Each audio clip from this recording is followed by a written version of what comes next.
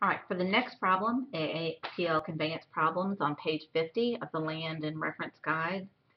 Number 4, let's just read it together. A owns an undivided 50% of the minerals under Section 6. A executes a document that grants an undivided 1/4 interest in the oil and gas in, on, and under the following described land.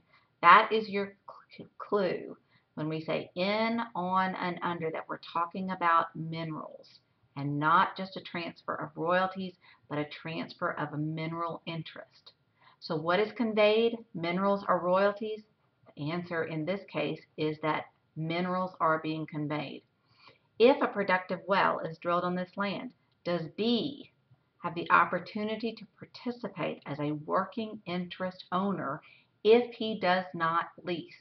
And the answer to this question is yes, he does. Okay. And if you are a working interest owner, you can make a lot more money than you can if you are a royalty interest owner.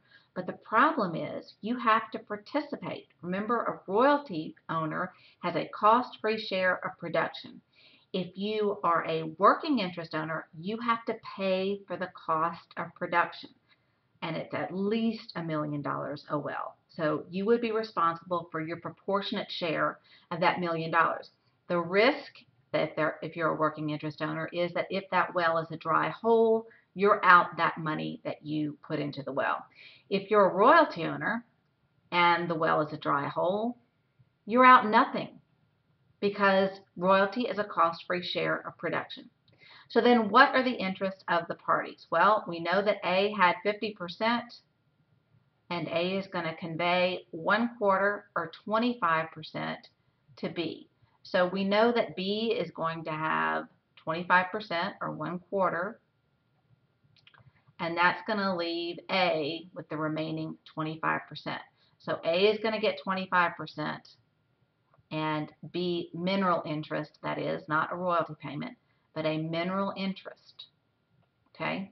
So if an oil company comes along and wants to lease, the oil company is going to have to lease both A and B.